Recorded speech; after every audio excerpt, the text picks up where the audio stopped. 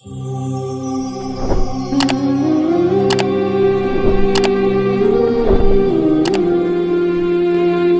للہ رب العالمین والصلاة والسلام علی سید الانبیاء والمرسلین وعلی آلہ واصحابہ وسلم تسلیما کثیرا کثیرا کثیرا اما بعد اعوذ باللہ من الشیطان الرجیم بسم اللہ الرحمن الرحیم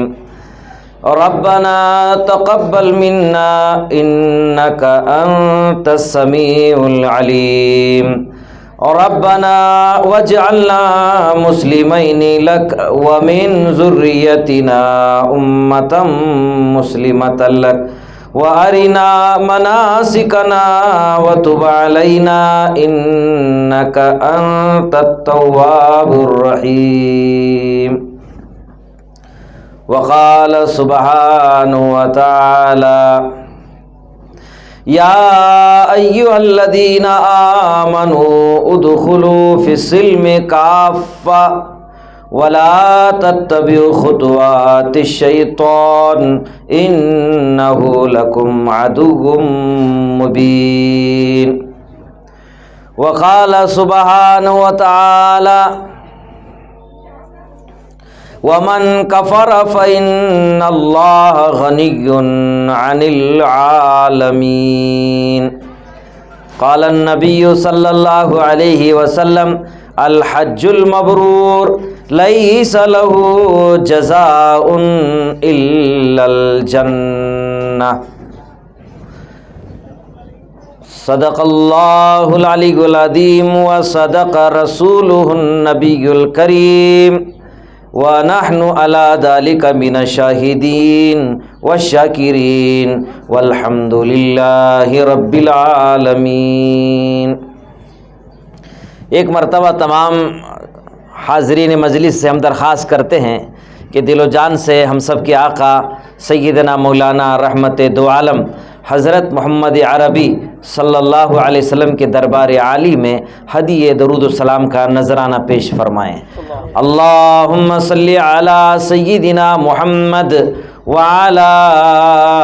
آل سیدنا محمد وبارک وسلم۔ اللہم صلی علی سیدنا محمد وعلی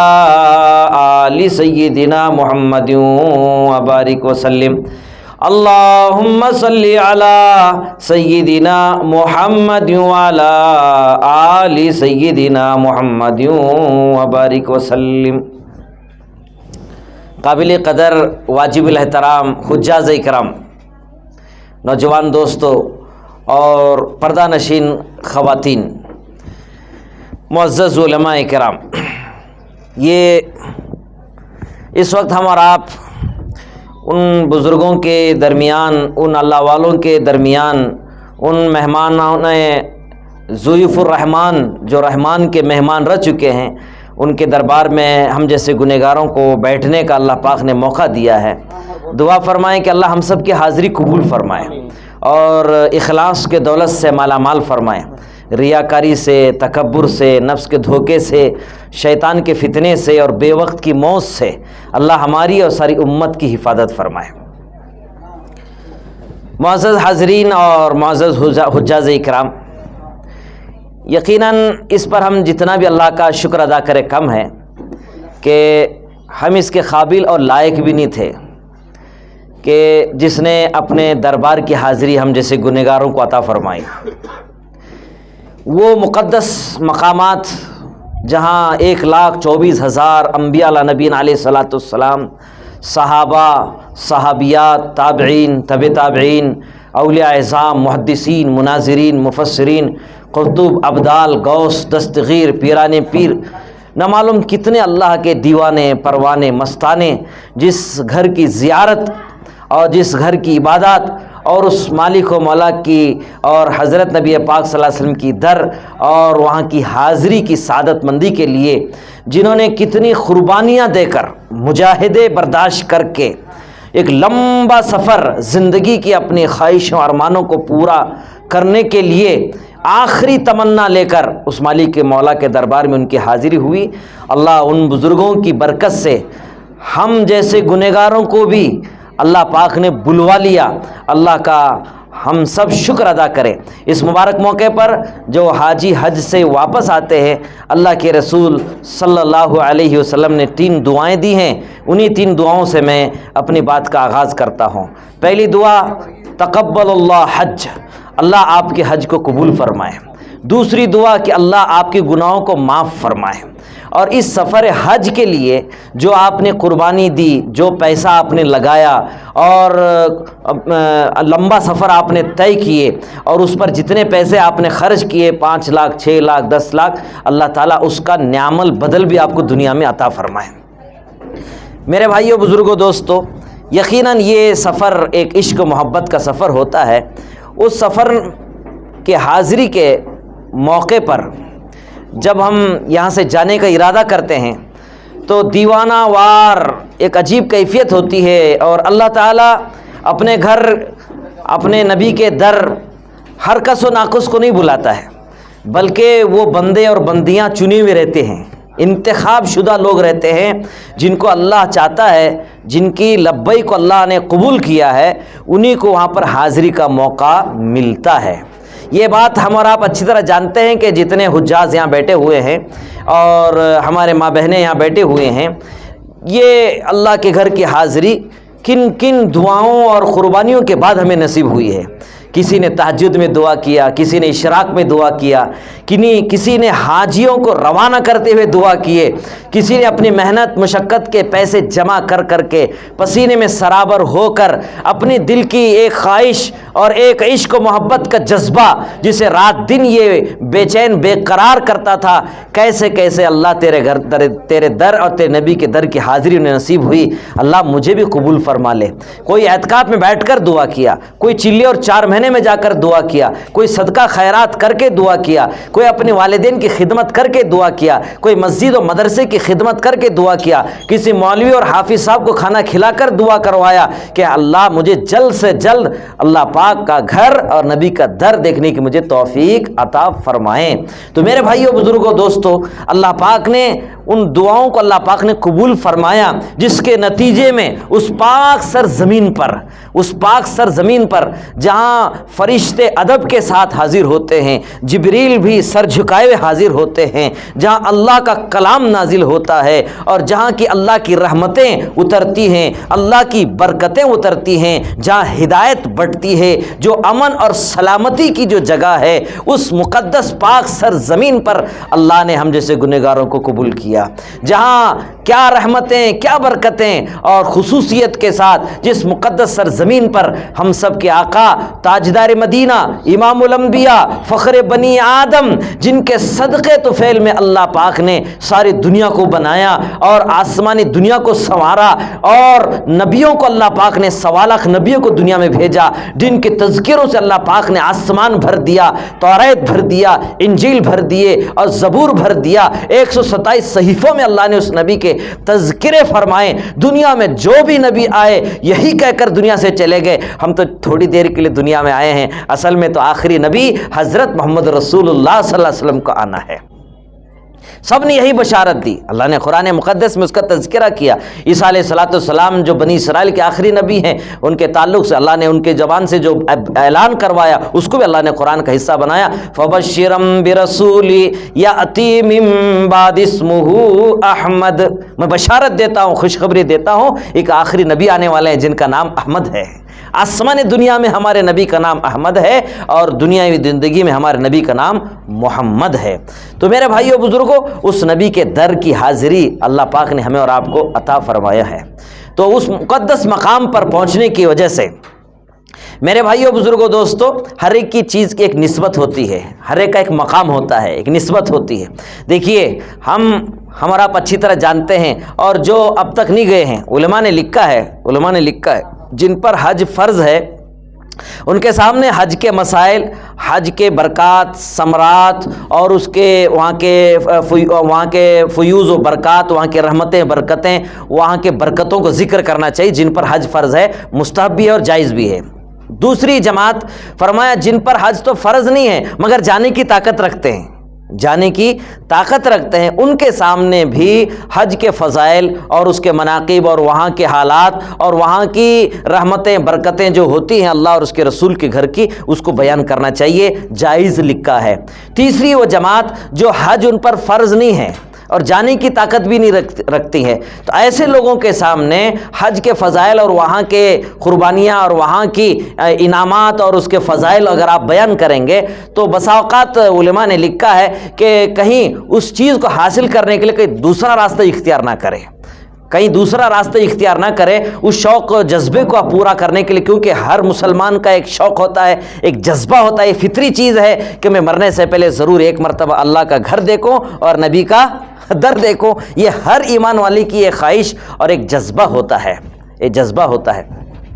تو رسول اکرم صلی اللہ علیہ وسلم نے میرے بھائیو یہ جو حاجی کا جو مقام ہے، حاجی کا جو مقام ہے، اس کا جو مرتبہ ہے اور جو نسبت حاجی ہونے کی اور ضیوف الرحمن ہونے کی میرے بھائیو جو ہم جیسے گنہگاروں کے ساتھ لگی ہے، یہ بہت بڑی نسبت لگی ہوئی ہے۔ 2-4 منٹ کے اندر نسبت پر میں آپ کو بات کرتا ہوں۔ دیکھیے کعبۃ اللہ جو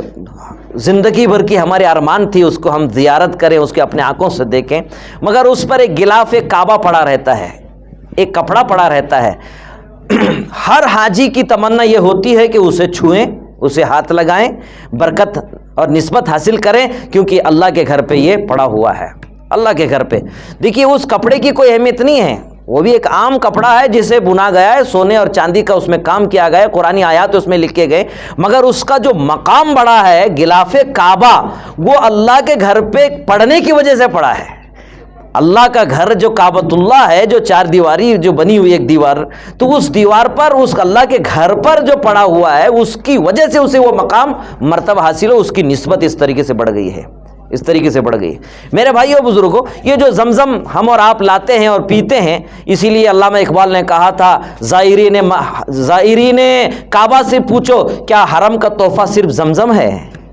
زائرین حرم سے، زائرین مکہ، زائرین کعبہ سے پوچھو کیا حرم کا تحفہ صرف زمزم ہے؟ میرے بھائیو یقیناً ایک برکت والا پانی ہے، یہ زمزم برکت والا پانی ہے، مگر پانی ہے، مگر اس کی نسبت میرے بھائیو بہت بڑی ہے۔ یہ زمزم ہے، اسماعیل علیہ نبی علیہ الصلوۃ والسلام کے قدموں سے نکلا ہے، جبریل علیہ الصلوۃ والسلام کے پر مارنے کی وجہ سے نکلا ہے، اور اللہ کے گھر مقدس سرزمین مکۃ المکرمہ، جس کو جہاں رحمت، برکت، ہدایت، امن و سلامتی کی جگہ ہے، اس مقدس جگہ سے یہ چشمہ ابل پڑا ہے، جس کی وجہ سے ہم عظمت سے اسے دنیا کا ہر کونے کونے میں ہر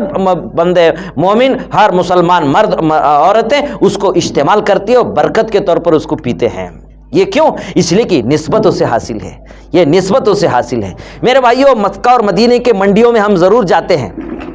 کھجور خریدنے کے لیے، مگر کھجور تو بے شمار نمونے کی ہوتی ہے، بے شمار نمونے، کوئی امبر ہے، کوئی کلمی ہے، مگر ان کھجوروں کے اندر ایک کھجور نمایاں طور پر مکہ اور مدینے کے منڈی میں رکھی رہتی ہے، دکانوں میں سجائی رہتی ہے، جسے اجوا کہتے ہیں۔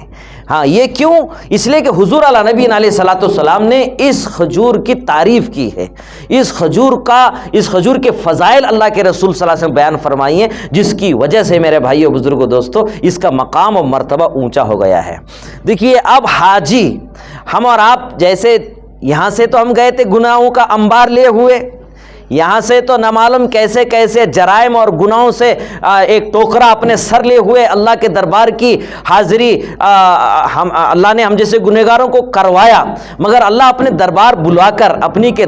نبی کے در بلوا کر اللہ پاک نے ہمیں ایسا پاک اور صاف کیا، ایک نسبت اللہ پاک نے ہمارے ساتھ لگا دی، وہ ضیوف الرحمن کی، حاجی ہونے کی اللہ پاک نے ہمارے ساتھ نسبت لگا دی۔ دیکھیے ہم جاتے کچھ اور تھے، واپس تو اللہ پاک نے ہمیں ایسا پہنچا دیا ہے گناہوں سے پاک اور صاف ہو کر۔ میرے بھائی ہم کوئی بدلے نہیں ہیں، ہمارے ہاتھ بھی وہی ہیں، آنکھ بھی وہی ہے، زبان بھی وہی ہے، دل و دماغ بھی وہی ہے، کپڑے بھی وہی ہے، چلنا پھرنا بھی وہی ہے، بس ہماری نسبت اس مقدس سرزمین سے ہو گئی، اس مقدس اللہ کے گھر سے ہو گئی۔ قرآن جہاں اترتا ہے، فرشتے جہاں اترتی ہے، ہدایت جہاں بڑھتی ہے، رحمت جہاں اترتی ہے، برکتیں جہاں دنیا کے اندر پھیلتی ہیں، اور ہم سب کے آقا حضرت محمد عربی صلی اللہ علیہ وسلم جہاں آرام فرما رہے ہیں، اس دربار نبوت، اس دربار نبی کی حاضری کی نسبت پر اللہ پاک نے ہمیں مقام و مرتبہ دیا ہے۔ یہ عظمتیں اللہ پاک نے ہمیں اور آپ کو عطا کر رکھی ہے، یہ ایک بہت بڑی نسبت ہے۔ اذان ہو رہی ہے، 2 منٹ رکے، جواب دے دیں انشاءاللہ۔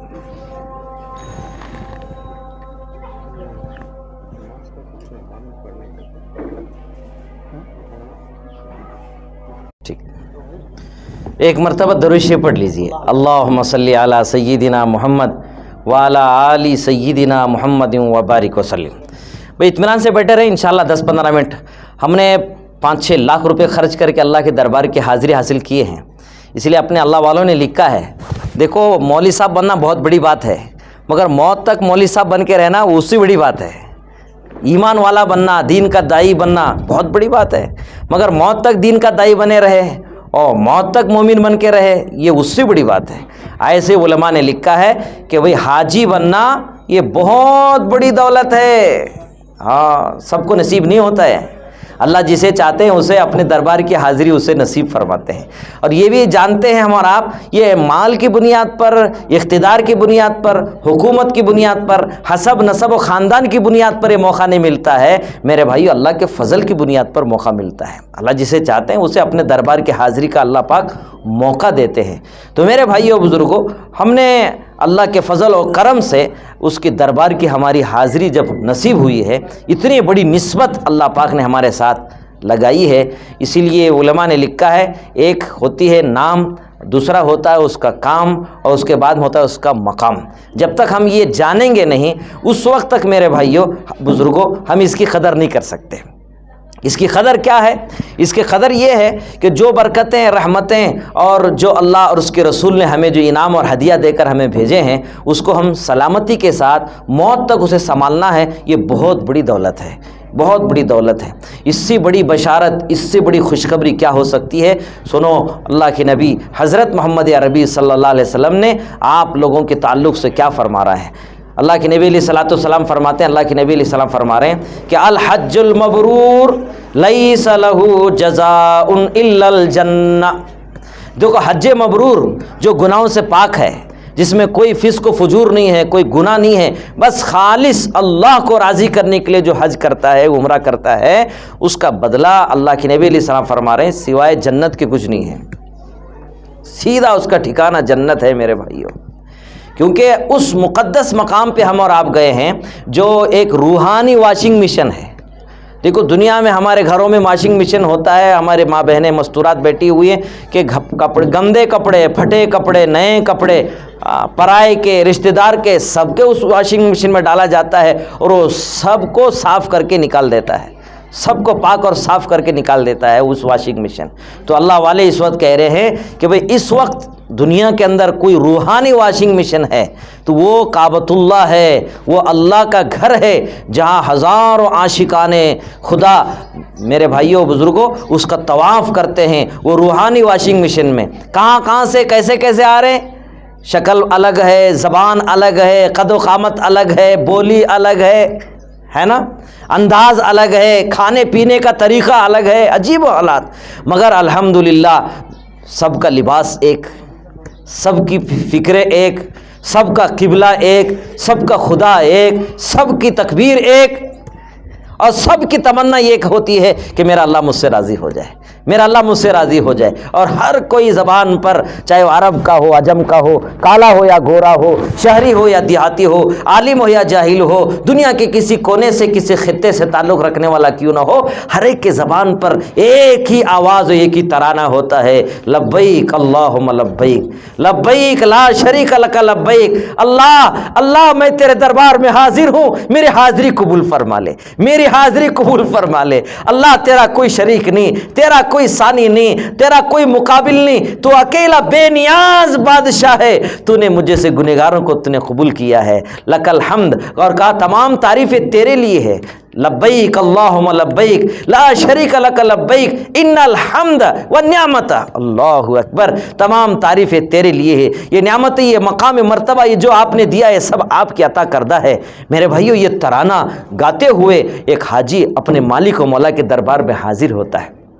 تو رسول اکرم صلی اللہ علیہ وسلم نے بشارت سنا دی کہ یہ اس کا بدلہ سوائے جنت کے کچھ نہیں ہے۔ مگر میرے بھائیو، بزرگوں، دوستو، اللہ پاک نے دیگر اعمال، چاہے نماز ہو، روزہ ہو، زکوٰۃ ہو، بہت سارے اعمال خیر ہم کرتے، بہت سارے اعمال خیر کرتے، کرنا بھی چاہیے، اللہ رسول نے ہمیں حکم دیا ہے، مگر یہ ایک عمل ایسا ہے، ایک عمل، یہ حج والا عمل ایک ایسا ہے جس میں اللہ پاک نے خصوصیت کے ساتھ رکھی، خصوصیت کے ساتھ اعلان کیا۔ دیکھو، آنے والے حاجیوں کو یہ حکم دیا گیا کہ ابھی آپ اپنے سلے ہوئے لباس میں نہیں آ سکتے، سلے ہوئے لباس میں آپ نہیں آ سکتے،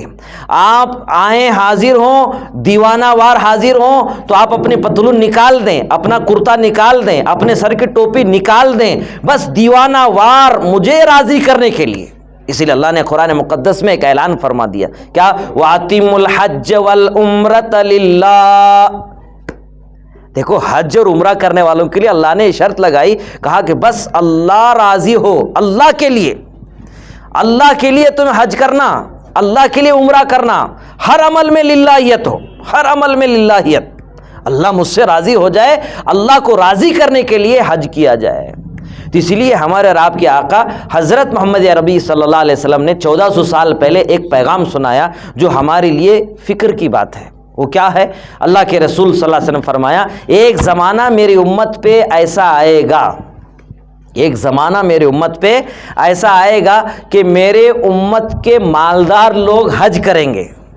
میرے امت کے مالدار لوگ حج کریں گے اور ان کی نیت سیر و تفریح کی ہوں گی۔ کیا مطلب؟ ہم نے لندن کا سفر نہیں کیا، پیرس کا سفر نہیں کیا، چلو ہم حجاز کا اسی غرض سے سفر کر لیں، اسی نیت سے سفر کر لیں۔ تو حضور علیہ نبی علیہ الصلوۃ والسلام نے فرمایا، میرے امت کے کچھ ایسے ہوں گے جو آخری زمانے میں جو سفر حج کریں گے تفریح، سیر و تفریح کے لیے، سیر و تفریح کے لیے۔ اور آقا فرمایا، نبی علیہ الصلوۃ والسلام نے فرمایا کہ میرے امت کا متوسط درجے کا جو طبقہ ہوگا وہ سفر حج کرے گا تجارت کی غرض سے، تجارت، لینا دینا، مال کے اندر تجارت میں اضافے کی غرض سے سفر کریں گے۔ تیسری جماعت، اللہ کے رسول صلی اللہ علیہ وسلم فرمایا، میرے امت کے علماء، میرے امت کے علماء وہ سفر حج کریں گے، ان کی نیت ہوں گی شہرت کے لیے، کہ میرے نام کے ساتھ حاجی کا لقب آ جائے، لوگوں نے نہ معلوم کیسے کیسے عبادتیں کیے، میں بھی حج کی عبادت کروں، اتنے حج کروں، اتنے عمرے کروں، اور کہوں کہ میں نے اتنے حج کیے، میں نے اتنے عمرے کیے، بس نیت شہرت کی ہوتی ہے۔ اور آقا مدنی صلی اللہ علیہ وسلم نے چوتھی بات فرمائی، ایک زمانے میں ایک طبقہ فرمایا کہ جو غربا، میرے امت کے جو غریب و فقیر لوگ ہوں گے وہ بھی حج کریں گے، وہ بھی حج کریں گے، مگر ان کی جو نیت ہوگی بھیک مانگنے کی، بھیک مانگنے کی نیت سے حج کریں گے۔ اللہ اکبر! اللہ کے رسول صلی اللہ علیہ وسلم نے 1400 سال پیشن گوئی سنا دی۔ مگر میرے بھائیو بزرگوں، ہمارے اولیاء اللہ، اکابر علماء، بزرگان دین، محدثین، مناظرین اور قطب ابدال، جو اللہ کے نیک بندوں نے جو سفر کیا ہے آج سے 100 سال پہلے، آج سے 50 سال پہلے، آپ اندازہ لگائیے کن کن مشقتوں کے ساتھ انہوں نے حج کیا ہے، کن کن مشقتوں کے ساتھ، کیسے کیسے مسائل، پانی جہاز سے سفر ہوتے تھے، ہم نے اپنے بزرگوں سے سنا ہے 4 مہینے کا سفر ہوتا تھا، اور بیچ دریا کے اندر، سمندر کے اندر جب کبھی کبھار پانی جہاز رک جاتا تھا، کوئی ہوا نہیں چلتی ہے، اندھیری رات ہے، نیچے پانی ہے، کھانے کا صحیح انتظام نہیں ہے، اور نہ معلوم کیسے کیسے حالات، اس وقت طوفان ہے، حالات ہیں، مگر میرے بھائیوں ایک حاجی کفن نما 2 کپڑے پہن کر اپنے مالک کے دربار میں اپنا جان کا نذرانہ دینے کے لیے حاضر ہوتا تھا۔ ان مشقتوں کے بعد پینے کے لیے پانی بھی اسے صحیح نہیں ملتا تھا صحیح سے، اور یہ بھی اپنے بزرگوں سے سنا، جدہ ایئرپورٹ پر سامنے جدہ نظر آ رہا ہے، مکہ کی مقدس سرزمین نظر آ رہی ہے، مگر اترنے کی اجازت نہیں ہے، 3 4 دن تک آپ کو جہاز ہی میں رہنا پڑے گا۔ اس وقت آپ کی بیماری کا اور آپ کے تمام دستاویزات کی تحقیق ہونے کے بعد، آپ کے سامان کی جانچ ہونے کے بعد آپ کو جدہ ایئرپورٹ پر اس زمین پر قدم رکھنے کی اجازت ملتی تھی۔ اور اس وقت کیسے گرمی، شدت کی گرمی، کیسے مسائل، کیسے حالات. اور پھر مکہ سے یعنی جدہ سے مکہ پیدل چلتے تھے. جو کچھ پیسے والے ہوتے تھے وہ کسی غلام کو یا کسی اونٹ اور کسی گھوڑے پر اپنا سامان رکھ کر مکہ پہنچتے. مگر میرے بھائیوں بزرگوں، وہ شوق، وہ جذبہ، وہ عشق و محبت ان کے دل میں ہمیشہ جوش مارتی تھی. وہ ان تلبیہ کے ساتھ ایسے نکلتے تھے. انہیں صحیح پینے کے لیے پانی، صرف وضو کرنے کے لیے تھوڑا سا پانی، اسی میں پینا اور اسی سے وضو کرنا. میرے بھائیوں اسی طریقے سے وہ پہاڑی راستہ اور وہ گرمی اور وہ چٹیل میدانیں اور وہ ریتیلی زمینیں طے کرتے کرتے یہ لبیک کا ترانہ پڑھتے پڑھتے جب حاجی جب وہاں پہنچتا، جب اللہ کا گھر پہ جب نگاہ پڑتی، اور اللہ نے بھی کہا ومن دخلہ کان آمنا، جب میرے دربار کی تیری حاضری ہوگی تو امن و سلامتی میں آ گیا. کن مشقتوں کے بعد. اس لیے لمبا بیان کیے بغیر آپ کو میں بتا دوں، پہلے راستے کچے تھے مگر جانے والے حاجی بڑے پکے تھے. مگر اب کیا ہوا؟ راستے ماشاءاللہ پکے، آپ کے گھر پکے، اور ماشاءاللہ جس بلڈنگ میں آپ رکے ہوئے ہیں وہ بلڈنگ میں ایئر کنڈیشن، جس بس سے آپ سفر کر رہے ہیں وہ بس بھی ماشاءاللہ ایئر کنڈیشن، جس پلین سے آپ سفر کر رہے ہیں وہ پلین بھی ایئر کنڈیشن، جس جدہ ایئرپورٹ پہ آپ اتر رہے ہیں وہ جدہ ایئرپورٹ بھی ایئر کنڈیشن، جدہ سے مکہ لے جانے والی گاڑی بھی ایئر کنڈیشن، مکہ کے جس ہوٹل میں ہم اور آپ رکے وہ بھی ایئر کنڈیشن. اللہ اکبر، جزائے خیر عطا فرمائے خادمین حرمین شریفین کو. ماشاءاللہ انہوں نے اپنے ہوٹل سے حرم آنے کے لیے بھی ایئر کنڈیشن راستہ بنا دیے، اور ماشاءاللہ پورا حرم بھی ایئر کنڈیشن بنا دیے، حرم ایئر کنڈیشن بنا دی. مگر اللہ والوں نے اس وقت کہتے ہیں اس وقت تو راستے کچے تھے مگر حاجی بڑے پکے تھے. اب سب پکے ہیں مگر جانے والا حاجی، آنے والا حاجی سب کچے ہیں، سب کچے. میرے بھائیو بزرگوں دوستو، یہ حالات ہو گئے. پھر لوگ کہتے ہیں کہ بھئی یہ سفر بڑا مشقتوں والا سفر تھا. ہاں، جو اکابرین بزرگان دین نے جو سفر کر کے جو حج ادا کی ہے میرے بھائیو بزرگوں، وہ تو اللہ کا شکر ادا کرتے. مگر آج تو میرے بھائیو بزرگوں دوستو، ان تمام آرام و راحت کے باوجود ڈیلیکس حج کے لیے جاتے ہیں، اسپیشل کھانے کا مطالبہ کرتے ہیں. اس گھر پہ جہاں اللہ کا گھر، جہاں رحمتیں اترتی ہے اور ہدایتیں بڑھتی ہے، وہاں پر میرے بھائیو بزرگوں دوستو آج حاجی جیسا جاتا ہے ویسے واپس آ جاتا ہے. جو برکتیں، جو نسبتیں، جو تعلق مع اللہ ہونی چاہیے، جو لے کر آنا چاہیے، میرے بھائیوں یہ زمانے میں حاجیوں کی تعداد بڑھ گئی ہے، حاجیوں کی تعداد بڑھ گئی، عمرہ کرنے والوں کی تعداد بڑھ گئی، زائرین کی تعداد بڑھ گئی. ماشاءاللہ ہزاروں لاکھوں روپے خرچ کر کے ماشاءاللہ جاتے ہیں. مگر میرے بھائیوں بزرگوں دوستو، جو برکتیں جو لے کر آنا چاہیے، جو نور نسبت لے کر آنا چاہیے، جو معرفت خداوندی لے کر آنا چاہیے، اللہ کے رسول حضرت محمد رسول اللہ صلی اللہ علیہ وسلم کے سچی محبت اور اطاعت لے کر آنا چاہیے، وہ علامتیں آج اکا دکا نظر آتی ہیں، اکا دکا نظر آتی ہیں. اس کی وجہ یہ ہے میرے بھائیوں بزرگوں دوستو، ہم نے جس مالک و مولا کے دربار کی جو حاضری ہم نے حاصل کی ہے، اس حاضری کے مقصد کو ہم نے نہیں پہچانا، اس کا مقصد ہم نے نہیں پہچانا. بھئی اس کا مقصد یہ ہے کہ میرا بندہ میرے قریب ہو جائے، مجھ سے مانگنے والا ہو جائے، اس کا تعلق مجھ سے جڑ جائے، میرے نبی محمد صلی اللہ علیہ وسلم کی سنت و شریعت پہ چلنے والا بن جائے، اپنے خواہش و ارمانوں کو قربان کر کے، سب کچھ قربان کر کے میرے دربار میں حاضر ہو. اس کے لیے اللہ پاک نے موقع اسے دیا تھا. اسی لیے اللہ کا کرم دیکھیے، حضرت محمد رسول اللہ صلی اللہ علیہ وسلم کے صدقے طفیل میں اس امت کے لیے کتنے آسانیاں اللہ پاک نے عطا فرمائیں، اور اللہ تعالیٰ نے خود اپنے نبی کے ذریعے سے اللہ نے وہ دعائیں سکھا دی. اس دعا کی برکت سے ہو سکتا ہے اللہ ہمارا حج قبول فرمائے، منظور فرمائے اور مقبول فرمائے. اس لیے ایک چھوٹی سی دعا میں نے اپنے خطبے میں شروع تلاوت کی ہے، اس کا ترجمہ کر کے میں اپنی بات ختم کرتا ہوں. میرے بھائیوں، ہم جس اللہ کے گھر کی جب حاضری ہوئی، وہاں پر جب ہم حاضر ہوئے تو اللہ کی رحمتیں برکتوں کو اپنے آنکھوں سے ہم نے جب دیکھا ہے، اللہ کی تجلیات جہاں اترتی ہے، ہم نے سنا نا حدیث پاک میں آتا ہے اللہ کے گھر پہ 120 رحمتیں اترتی ہیں. 60 رحمتیں طواف کرنے والے کو، 40 رحمتیں نماز پڑھنے والے کو، 20 رحمتیں صرف اللہ کے گھر دیکھنے والے کو نصیب ہوتی ہے. وہ جو اللہ کا گھر جنہوں نے بنایا ہے، جو اللہ پاک نے جو بنایا، جن کے ذریعے سے اللہ پاک نے بنایا، حضرت ابراہیم علیہ السلام کی قربانیاں، اور وہاں حضرت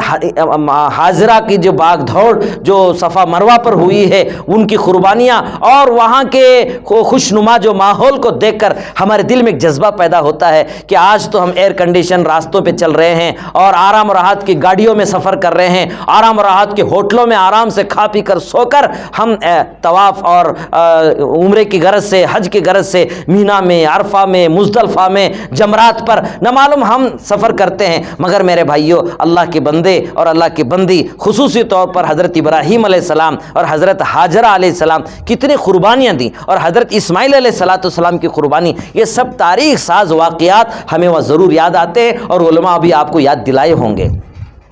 مگر حضرت ابراہیم علیہ السلام اتنا بڑا کارنامہ، دیکھیے ایک ہوتے ہیں ابو الانبیاء، جی حضرت ہمارے اور آپ کے جو والد ہیں حضرت آدم علیہ السلام، جو تمام انسانوں کے ابا، ابو البشر جن کو کہا جاتا ہے، ابو البشر جن کو کہا جاتا ہے، مگر حضرت ابراہیم علیہ السلام کو ابو الانبیاء کہا جاتا ہے۔ کیوں؟ اس لیے کہ حضرت ابراہیم علیہ السلام کے 2 لڑکے تھے، ایک اسحاق علیہ السلام اور ایک ابراہیم علیہ السلام، ایک اسماعیل علیہ السلام۔ کتابوں میں آتا ہے میرے بھائیوں بزرگوں، اسحاق علیہ السلام کے خاندان سے 70,000 انبیاء علیہ السلام آئے، بنی اسرائیل کو جو سلسلہ چلا ہے، اور اسماعیل علیہ السلام کے خاندان سے اللہ نے آخری نبی حضرت محمد رسول اللہ صلی اللہ علیہ وسلم کو اکیلے دنیا میں آپ کو بھیجا ہے۔ بہرحال ابراہیم علیہ السلام ملک شام چھوڑ کر اللہ کے حکم پر، کیونکہ اللہ کے خلیل تھے اور اللہ کے نبی تھے، رسول بھی تھے، تو اللہ نے جب ان کو مکہ کی وادیوں میں جب پہنچایا ہے تو پھر اللہ نے حکم دیا کہ بھی اللہ کا گھر آباد کرو۔ انہوں نے اللہ کا گھر آباد کیا ہے، تو کیسے کیسے امتحانات سے بھی کامیاب ہوئے، مگر اللہ کا گھر تعمیر فرما کر انہوں نے ایک دعا کی ہے، وہ صرف ان کے لیے نہیں ہے میرے بھائیو، ہمارے لیے اور قیامت تک کے آنے والے اس گھر پہ آنے والوں کے لیے وہ دعا ہے۔ وہ دعا مانگنے کی، اور اس دعا کو مانگ کر انہوں نے ہمیں ترغیب سکھائی ہے۔ کیا دعا مانگی انہوں نے؟ ربنا تقبل منا انک انت السمیع العلیم۔ دیکھیے ملک شام چھوڑے اور اس غیر ذی زرع وادی میں جہاں پہاڑی پہاڑ ہے،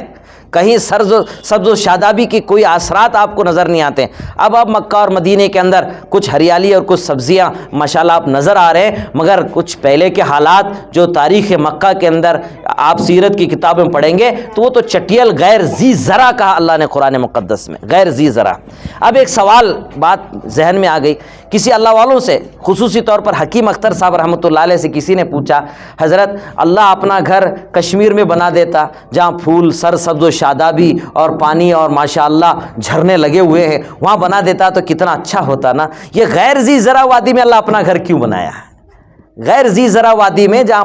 پہاڑے ہیں، گرمی ہی گرمی ہے، پانی کا کہیں نام و نشانی سوائے زمزم کے اور کہیں سبز و شادابی نظر نہیں آتی ہے، ایسی جگہ پر اللہ نے گھر کیوں بنایا؟ اچھا سوال ہے نا۔ تو حکیم اختر صاحب رحمۃ اللہ علیہ، اللہ ان کے خبر کو نور سے بھر دے، انہوں نے کہا اللہ کے بندے، اگر اللہ تعالیٰ یہ سر سبز و شادابی کی جگہ جیسے کشمیر کی جگہ ہے جس کو ہم دنیا کی جنت کہتے ہیں، تو وہاں پر اگر اللہ اپنا گھر بنا دیتا تو لوگ اللہ کی محبت میں آنے والا اللہ کے گھر متوجہ ہونے کے بجائے وہ پھول اور گارڈن اور فلاں فلاں جھرنوں کی طرف اس کی دل کی توجہ ہوتی تھی، اللہ اسے ہٹا کر پورا کا پوری توجہ میرے گھر کے طرف رہے، اسی لیے اللہ نے اپنے گھر کو ایسے غیر ذی زرع میں بنایا ہے، غیر ذی زرع میں بنایا۔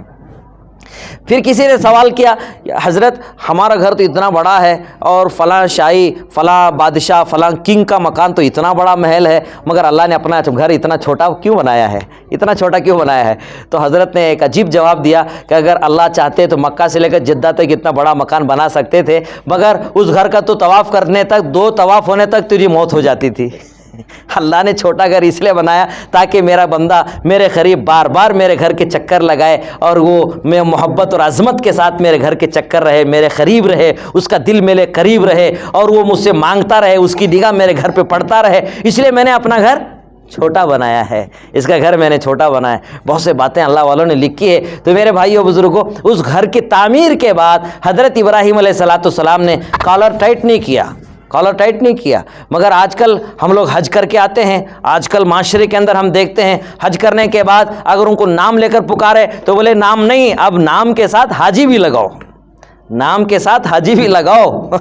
بہت سے لطیفے ہیں، سنانے کا وقت نہیں ہے کہ ہم آپ کو سنائیں۔ بہرحال میرے بھائیو، آج معاشرے کے اندر یہ وبا پھیلی ہے، مگر اللہ ہمیں معاف فرمائے۔ ابراہیم علیہ السلام اتنی بڑی قربانی، اتنا بڑا مقام اللہ نے ان کو دیا۔ اللہ کا گھر تعمیر کرنے کے بعد وہ دعا کیا مانگ رہے ہیں؟ ربنا تقبل منا، اللہ یہ جو میں نے کام کیا ہے،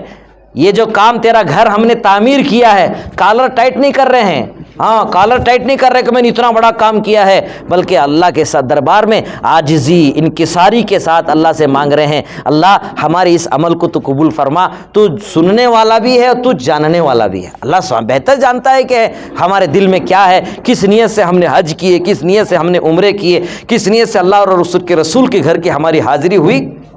یہ تو اللہ ہی بہتر جانتا ہے، اللہ جانتا ہے۔ مگر ابراہیم علیہ السلام نے ایک دعا اور آگے کی ہے، ایک دعا اور آگے کی، کیا؟ ربنا تقبل منا انک انت السمیع العلیم ربنا واجعلنا مسلمین لک۔ اے میرے پاک پروردگار، اے میرے پاک پروردگار، تو مجھے اپنا فرما بردار بنا،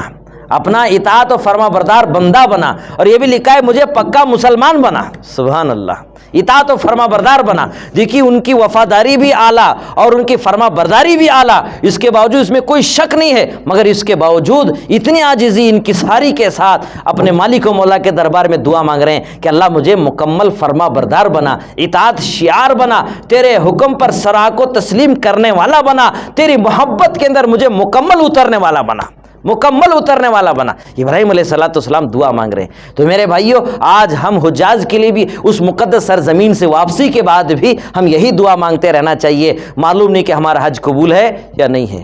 کوئی قبول کہہ سکتا ہے گارنٹی کے ساتھ کہ میرا حج قبول ہے، میرا عمرہ قبول ہے؟ کوئی نہیں کہہ سکتا ہے۔ اسی لیے میرے بھائیو، ہم اپنے مالک و مولا کے دربار میں عاجزی کے ساتھ دعا مانگتے رہنا چاہیے کہ اللہ میرا یہ حج قبول فرما لے، میرا حج قبول فرما لی۔ اسی لیے حضور پاک صلی اللہ علیہ وسلم نے دعا دی کہ تقبل اللہ حج، اللہ تیرے حج کو قبول فرمائے، اللہ تیرے حج کو قبول فرمائے۔ تو میرے بھائی، قبولیت کی دعا اللہ سے مانگنا چاہیے۔ دیکھو قبول کیسا ہوتا ہے؟ قابلیت کی بنیاد پر نہیں ہوتا ہے، قابلیت کی بنیاد پر نہیں ہوتا ہے۔ قبولیت جو پیدا ہوتی ہے وہ عاجزی سے، انکساری سے، اخلاق سے، محبت سے، اور میرے بھائی نبی کی سنت و شریعت کو اپنانے سے اللہ قبول فرما لیتے ہیں۔ اور کیسے کیسوں کا اللہ پاک قبول فرماتے؟ ہم نے آنکھوں سے دیکھا کیسے کیسے لوگ اس مکۃ المکرمہ میں، مدینۃ المنورہ کے پاک سرزمین پر، ہم نے دنیا کے ان لوگوں کو دیکھا جو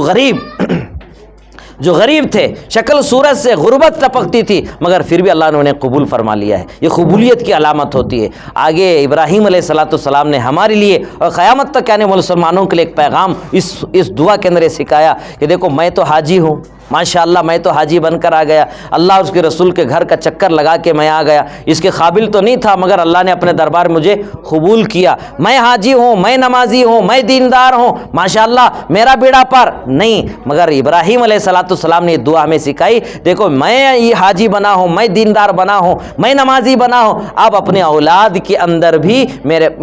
ابراہیم علیہ السلام نے دعا کی کہ اللہ اولاد، میری آنے والی نسلوں کے اندر بھی اللہ تیرے دین کے داعیوں کو پیدا فرما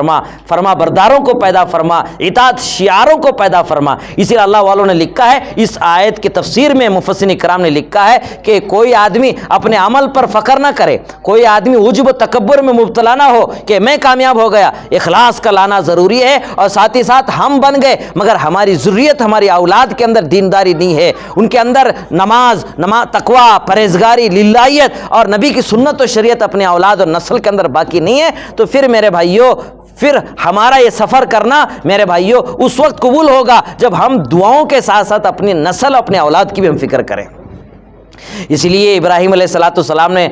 چھوٹے موٹے جملوں میں سنانا میں چاہتا ہوں، اللہ تیرا گھر بن گیا ہے، امام بھیج دے، مسجد بن گئی، امام بھیج دے، مدرسہ بن گیا ہے، اے اللہ استاد کو بھیج دے۔ اسی لیے علماء نے لکھا ہے کہ جب دعا مانگیں تو اے اللہ ابراہیم علیہ السلام کی دعا پر اللہ تو نے نبیوں کو ان کے خاندان میں پیدا فرمایا، اور خصوصی طور پر آپ ابراہیم علیہ السلام کی دعا پر آخری نبی حضرت محمد رسول اللہ صلی اللہ علیہ وسلم کو ان کے خاندان میں تو نے بھیج دیا۔ اللہ میں تیرے دربار میں اس وقت حاضر ہوں، یا حاضر ہو کر میں واپس آیا ہوں، میں تجھ سے بھیک مانگتا ہوں، اللہ میرے خاندان میں اللہ علماء کو، محدثین کو، مناظرین کو، اولیاء اللہ کو، قطب ابدال کو پیدا فرما۔ اللہ تو نے ابراہیم علیہ السلام کے خاندان میں آخری آخری نبی حضرت محمد صلی اللہ علیہ وسلم کو پیدا کیا ہے تو میرے خاندان کے اندر محمد عربی صلی اللہ علیہ وسلم کے مہمان کو تو پیدا فرما.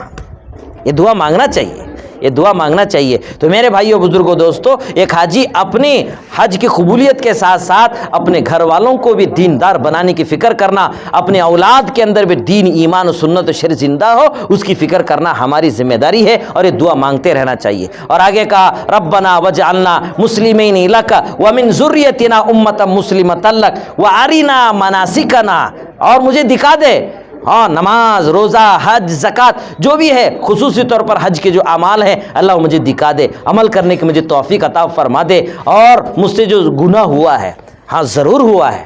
ضرور ہوا ہے، کیونکہ اس مقدس سرزمین پر جیسے ہمیں رہنا چاہیے، جیسے ہمیں حج کرنا چاہیے، وہ ہم سے تو ناممکن ہے، ہو ہی نہیں سکتا، کیونکہ انسان خطا نسیان سے مرکب ہے. میرے بھائیوں، اللہ نے قرآن میں بھی کہا فَأَلْهَمَهَا فُجُورَهَا وَتَقْوَاهَا، اس میں ہم نے فسق و فجور بھی رکھا ہے اور تقوی و طہارت بھی رکھا ہے. میرے بھائیوں، گناہ تو ہونے ہی ہونے ہیں. یہ آنکھ سے بھی ہم سے گناہ ہوئے، کان سے گناہ ہوئے، زبان سے گناہ ہوئے، ہاتھ سے گناہ ہوئے، پیر سے گناہ ہوئے، دل اور دماغ سے گناہ ہوئے. اس مقدس سرزمین پر جہاں ایک سبحان اللہ کہنے پر 1,00,000 کا ثواب ملتا ہے، ایک نماز پڑھنے پر 1,00,000 نماز پڑھنے کا ثواب ملتا ہے. اللہ ہمارے اولیاء کرام کو بہترین بدلہ نصیب فرمائے. 1,00,000 نماز پڑھنا ہے تو کتنے وقت کی ضرورت پڑتی ہے، کتنے دن کی ضرورت پڑتی ہے، وہ بھی حساب کر کے علماء نے بتا دیا. 1,00,000 نماز پڑھنے کے لیے میرے بھائیوں بزرگوں دوستو 52 سال 6 مہینے 9 دن کی ضرورت ہوتی ہے. کتنے سال؟ 52 سال 6 مہینے 9 دن کی ضرورت ہوتی ہے 1,00,000 نماز پڑھنے کے لیے. اللہ پاک ہمیں حرم مقدس میں مکہ اور مدینے میں پہنچا کر اللہ پاک نے ایک نماز پڑھنے پر 1,00,000 نماز کا ثواب دے رہا ہے. اتنی نیکیاں. اور مینا سے عرفہ پیدل جانے پر ایک پر کروڑوں کا 7 لاکھ، کیونکہ وہاں تو ڈبل ثواب ملنے والا ہے، 7 کروڑ کا ثواب اللہ پاک دے رہے ہیں. روایتوں میں آتا ہے 49 کروڑ کا ثواب ملتا ہے. یہ تو ہمارے حساب کے مطابق ہے، یہ تو ہماری جو کمپیوٹر ہے، ہمارا جو دماغ ہے، اس اعتبار سے اللہ نے دیا ہے. بلکہ اللہ اور اس کے رسول کی اطاعت و فرما برداری للہ، اللہ کو راضی کرنے کے لیے کوئی حج اور عمرہ کرتا ہے، اسے اللہ بے حساب دیتے ہیں، بے حساب دیتے ہیں، اس کا کوئی اندازہ نہیں ہے. بلکہ اللہ کے رسول نے بشارت سنا دی، اس سے بڑھ کر کیا ہو سکتا ہے کہ اللہ اسے اس کا بدلہ سوائے جنت کے کچھ نہیں ہے. اور یہ کہ اللہ کے رسول صلی اللہ علیہ وسلم فرمایا جو اللہ کے لیے حج کرتا ہے، کوئی گناہ نہیں کرتا، کوئی نافرمانی نہیں کرتا، کوئی جرائم نہیں کرتا، بس اللہ کو راضی کرنے کے لیے حج کرتا ہے، تو اللہ کے نبی علیہ الصلوۃ والسلام نے بشارت سنائی، وہ اس دن کی طرح ہو گیا جس دن وہ ماں کے پیٹ سے پیدا ہوا ہے. جس دن ماں کے پیٹ سے پیدا ہوا، جیسے پاک اور صاف تھا گناہوں سے، اللہ پاک ایسے اسے پاک اور صاف فرما کر اللہ پاک اس دنیا میں بھیجتے ہیں. یعنی وہ دنیا پھر واپس اپنے وطن آ جاتا ہے. اور یہ بھی کتابوں میں روایتوں میں آتا ہے جب حاجی طواف زیارت کرتا ہے، طواف زیارت کے 7 چکر سے جب فارغ ہوتا ہے، 7واں چکر لگا کر جب استعلام کرتا ہے، تو اللہ پاک قیامت تک ایک فرشتہ اللہ پاک نے جگہ پر متعین کر رکھا ہے. وہ فرشتہ اس کے کندھے پہ ہاتھ رکھ کے اس حاجی اور حاجن سے کہتا ہے اللہ کے بندے، اللہ کی بندی، اللہ تیرا حج قبول فرمائے. دیکھ اللہ نے تیرے گناہوں کو پاک فرما دیا، صاف فرما دیا، جیسے تو آج ہی دنیا کے اندر پیدا ہوا ہے. اب بقیہ جو زندگی ہے وہ زندگی کو سلامتی کے ساتھ اور گناہوں سے بچتے ہوئے، توبہ تائب کرتے ہوئے، اپنے نبی کا درد و غم لیے ہوئے اللہ کو راضی کرنے کے لیے عمل کرنے کی فکر کرنا. تیرے دامن کو، یہ تیرے سفید کپڑے کو داغدار نہ کرنا.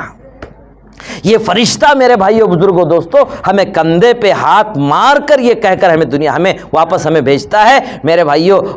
اس نبی کے در کی جب ہماری حاضری ہوتی ہے، اللہ اکبر، کتنے خوش نصیب بندے وہ تھے جو سلام پیش کرتے تھے اور ان کو سلام کا جواب آتا تھا. جب واپس ہوتے تو اجازت لے کر نبی پاک صلی اللہ علیہ وسلم سے واپس ہوتے تھے. اور کتنے اللہ کے عاشق بندے تھے جو اللہ کے دربار میں حاضر ہو کر آنسو بہا کر یہ مانگ کر آتے تھے، اجازت لے کر آتے تھے، اللہ تیرے در پھر دوبارہ آنے کی مجھے توفیق دے. اب میں واپس وطن جا رہا ہوں، تیرے دین کا جذبہ لے کر جا رہا ہوں. میں اپنے عقائد کو درست کروں گا، عبادت کو درست کروں گا، اپنے معاملات کو درست کروں گا، اپنی معاشرت کو میں درست کروں گا، میں اپنے اخلاق کو درست کروں گا. میرا جینا، میرا مرنا اللہ تیری محبت میں ہوگا. اور نبی کے در پہ حاضری دینے والا وہ حاجی، وہ اللہ کا بندہ، وہ اللہ کی بندی سلام پیش کرتے تو میرے بھائی ان کو سلام کا جواب آتا، سلام کا جواب آتا۔ ہم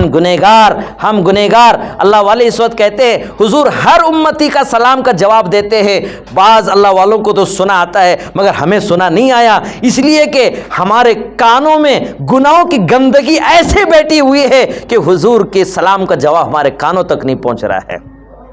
کانوں تک نہیں پہنچ رہا ہے۔ میرے بھائیوں، اس نبی کی در کی برکت سے، اللہ کے گھر کی برکت سے اللہ نے جب ہمیں گناہ سے پاک اور صاف کر کے جب دوبارہ ہم اپنے گھر واپس آئے ہیں، اب نیت کرو، عزم کرو، ارادہ کرو کہ انشاءاللہ ہم اس دامن کو گناہوں سے بچائیں گے، اپنے آپ کو گناہوں سے بچائیں گے۔ سوچو اپنے آنکھوں سے حضور پاک صلی اللہ علیہ وسلم کی قبر کی زیارت، روضہ اقدس کی زیارت، ریاض الجنہ جو اور مقام بدر، اور میرے بھائیوں بے شمار جنت البقیع، جنت المعلی، نہ معلوم مسجد حرام، نہ معلوم کیسے کیسے برکت اور رحمتوں کے جگہ جہاں جا کر ہم نے دعائیں مانگی ہے۔ اللہ ہمارے آپ کی تمام دعاؤں کو اللہ پاک قبول فرمائے، اور یہ نیت کرے، ارادہ کرے کہ انشاءاللہ اب میں گناہوں سے خود بچوں گا اور دوسروں کو بھی گناہ سے بچاؤں گا۔ اس لیے ہم نے حاجی جب جاتے ہیں تو عام طور پر جاتے ہوئے فضائل ضرور بیان کرتے۔ دیکھو مدینہ جب جا رہے ہیں، مکہ جب جا رہے ہیں تو ہمیشہ باوضو رہنے کی فکر کرنا، ہمیشہ باوضو رہنے کی فکر کرنا، کم سے کم 300 مرتبہ استغفار پڑھنا اور 1000 مرتبہ درود شریف پڑھنا،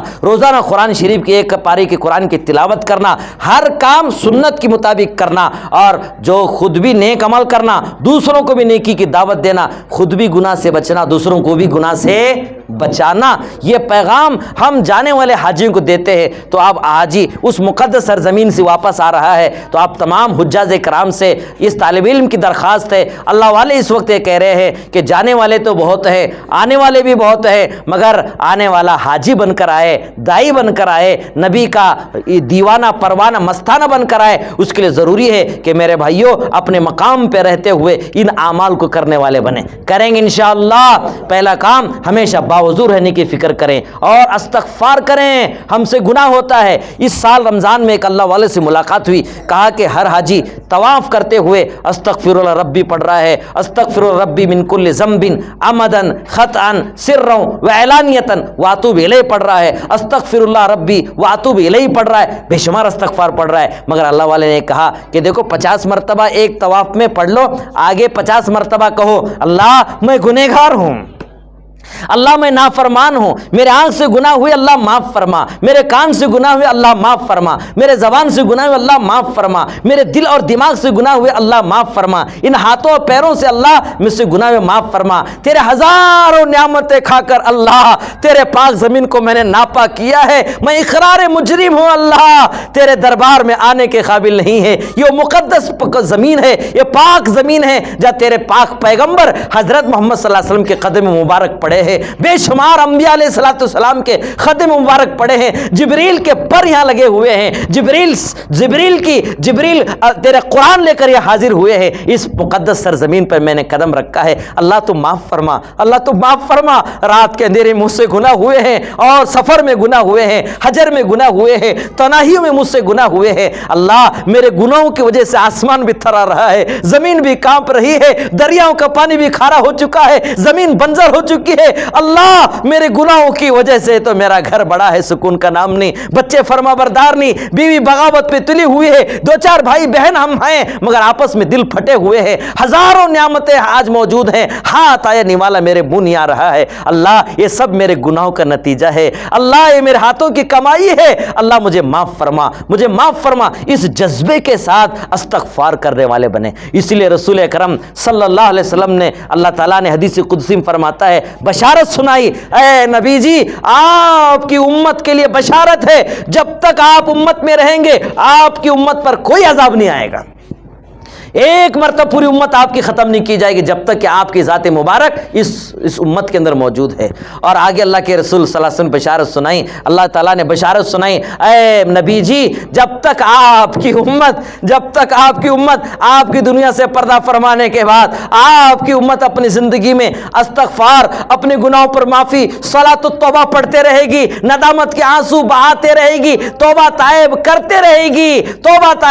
رہے گی، میری رحمتیں برکت برکتیں ان کی طرف متوجہ رہیں گے، وہ نفس کے دھوکے سے بچیں گے، شیطان کے فتنے سے بچیں گے جب تک وہ استغفار کرتے رہیں گے، توبہ اور تائب کرتے رہیں گے۔ تو میرے بھائیو بزرگوں، ایک حاجی حج کی اس مبارک سفر سے لوٹنے کے بعد ہم نے توبہ کی ہے، اس توبہ پہ باقی رہنا ہے۔ توبہ کا مطلب یہ نہیں ہے کہ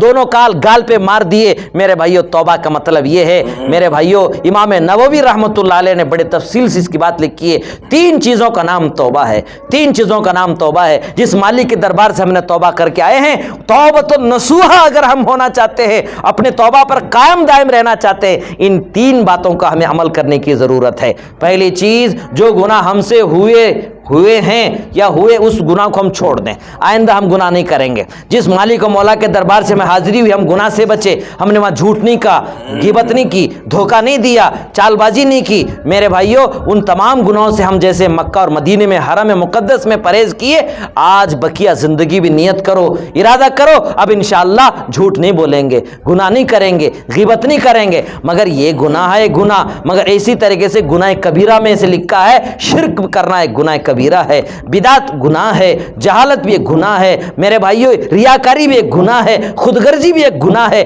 من چاہی زندگی گزارنا بھی ایک گناہ ہے۔ میرے بھائیو دھوکہ دے رہے، جھوٹ بول رہے، یہ سب گناہ کبیرہ ہیں، لہٰذا ان گناہوں سے بچنے والے بنے، وہ گناہ کو چھوڑ دیں، وہ گناہ کو چھوڑ دیں۔ ایک بات سمجھنے کے لیے ایک مثال میں دیتا ہوں۔ مفتی صاحب کو کسی اللہ والے نے پوچھا، کسی شاگرد نے پوچھا، حضرت ہمارے بغیچے کے کنویں میں ایک کتا پڑا ہے، وہ کنواں پاک کرنا ہے تو کیا کرنا ہے؟ تو مفتی صاحب نے کہا کہ دیکھو بس ایک عمل آپ کو کرنا ہے کہ اس کنویں سے آپ 60 ڈول پانی نکال دو، آپ کا کنواں پاک ہو جائے گا۔ ٹھیک ہے، 60 نہیں 100 ڈول نکالے۔ 2-4 دن کے بعد پھر فون آیا، مفتی صاحب ہمارے کنویں میں بدبو آ رہی ہے، پانی کا رنگ بدلا ہے، پانی کا مزہ بدلا ہے۔ پھر آپ نے کہا تھا 60 ڈول، ہم نے تو 100 ڈول نکالے ہیں مگر کوئی اثر نہیں ہوا۔ تو مفتی صاحب فوراً یہ پوچھیں گے، بھائی صاحب آپ پہلے کتا بھی نکالے تھے کہ نہیں نکالے تھے؟ حضرت وہی بھول گئے، ہم لوگ وہی کتا ہی نکالنا بھول گئے۔ تو میرے بھائیو آج ہمارا مسئلہ بھی ایسا ہی ہے، ماشاءاللہ ہم سب کیے مگر سچی توبہ کرنا، گناہ سے چھوڑنے کی نیت کے توبہ ہم نے نہیں کی۔ میرے بھائیو میں آج کہوں، میں اپنے ساتھ لے کر کہتا ہوں، ہمیں چند گناہ سے ہم ضرور بچے ہیں مگر وہ موقع مل جائے تو وہ بھی ہم کر لیتے تھے۔ آج ہم چند گناہ سے ضرور بچے ہیں مگر وہ موقع اگر ہمیں مل جاتا تو ہم بھی اس گناہ سے فارغ ہو جاتے۔ یہ اللہ کا کرم ہے، ہم گناہ سے ضرور بچے ہیں مگر میرے بھائیو ہم پہلے گناہ کو چھوڑنے والے بنے، ایک بات۔ دوسری بات فرمایا، جو ہم سے گناہ ہوا ہے اس گناہ پر ندامت کے آنسو بہائے، اس گناہ پر ندامت کے آنسو بہائے کہ میں آئندہ اللہ مجھ سے جو گناہ رات میں دن میں ہوئے میں بہت شرمندہ ہوں، اللہ میں تیرے یہاں منہ دکھانے کے قابل نہیں ہوں، اللہ تو نے ستاری کا پردہ تو نے میرے گناہوں پہ ڈال دیا۔ اگر میرے گناہ ظاہر ہو جاتے، جو گناہ میں نے کیا ہے اور وہ گناہ ظاہر ہو جاتے، ہمارے گھر والوں کو پتہ چل جاتا، بیوی بچوں کو پتہ چل جاتا، وہ ہمارے پاس تھوکنے بھی نہیں آتے تھے۔ یہ اللہ کا کرم ہے جس نے ہمارے گناہوں پر اللہ پاک نے ستاری کا پردہ ڈال رکھا ہے۔ میرے بھائیوں دیکھیں خوشبو الگ الگ ہوتی ہے، ایسے بدبو بھی الگ الگ ہوتی ہے نا، ہر ایک کی بدبو الگ الگ ہوتی ہے۔ ویسے اگر ہر گناہ پر اللہ بدبو رکھ دیتا تو کوئی ہمارے قریب آ جاتا میرے بھائیوں، ہمیں مسجد میں نہ لیتا، کتے کی طرح بھگا دیتے کہ بھئی تو اندر آنے کے قابل نہیں ہے، ہماری بیوی بچے ہمارے گھر ہمیں نہیں لیتے۔ ایسا گندا، ایسے نالائق، جس کا دل کالا ہے، جس کا چہرہ کالا ہے، جس کے دماغ کالا ہے، جس کی زندگی کے اندر ایسے گناہ، جس گناہ کی وجہ سے لے کر تو میرے گھر آ رہا ہے۔ میرے بھائیوں یہ اللہ کا بڑا کرم ہے، آج ماشاءاللہ ٹوپی بھی سفید، داڑھی بھی سفید، کپڑی بھی سفید، سب سفید ہے مگر میرے بھائیوں ان گناہوں کی وجہ سے خصوصی طور پر آج ہمارے دل کالے ہو چکے ہیں، دل کالے ہو چکے ہیں۔ میرے بھائیوں میں نے سفید کپڑے پہنے، زمزم پیے، اللہ اور اس کے رسول کے گھر کے در کی ہم نے حاضری دی، اللہ نے ہمیں پاک و صاف کر کے دنیا میں بھیجا ہے اور دوبارہ اپنے گھر وطن ہمیں بھیجا ہے، اور اس دامن کو داغدار ہونے سے ہم بچانا ہے۔ اللہ کے رسول نے کہا جب کوئی مومن مسلمان گناہ کرتا ہے ایک دھبا اس کے دل پہ لگ جاتا ہے، دوسرا گناہ کرتا ہے دوبارہ دھبا لگ جاتا ہے، بار بار گناہ کرتا ہے تو اس کا دل کالا ہو جاتا ہے۔ اللہ کا قرآن کہتا ہے کلا بل ران علی قلوبہم بما کانوا یکسبون، اس کا دل زنگ آلودہ ہو جاتا ہے۔ بعض اللہ والے فرماتے ہیں اس کا دل اندر سے پلٹ جاتا ہے۔ لہٰذا میرے بھائیوں اس نعمت کو ہمیں حفاظت کرنا ہے تو اپنے آپ کو گناہ سے بچانا ہے، اپنے آپ کو گناہ سے بچانا ہے۔ آخری بات اللہ کی نبی علیہ الصلوۃ والسلام کی حدیث میں آپ کو سناتا ہوں۔ نبی علیہ الصلوۃ والسلام نے فرمایا، صحابہ اکرام سے سوال کیا، من المفلس، بتاؤ مفلس کون ہے، مفلس کون ہے، غریب کون ہے؟ آپ سے اگر ہم سوال کریں گے تو آپ کہیں گے جس کے پاس رہنے کے لیے مکان نہیں ہے، کاروبار کے لیے کوئی دھندا پانی نہیں ہے، اور سر چھپانے کے لیے چھت نہیں ہے، اور وقت پر کھانا نہیں ملتا ہے، پھٹے پرانے کپڑے پہنتا ہے، ایسے آدمی کو ہم غریب کہیں گے، ہم غریب کہیں گے۔ مگر اللہ کے رسول صلی اللہ علیہ وسلم نے فرمایا، صحابہ نے کہا یا رسول اللہ، ہماری نگاہ میں مفلس تو اس آدمی کو ہم کہتے ہیں جس کے پاس نہ دینار ہے، نہ درہم ہے، نہ مال ہے، نہ متاع ہے، اس کو ہم غریب کہتے ہیں۔ حضور اکرم صلی اللہ علیہ وسلم نے ارشاد فرمایا، نہیں،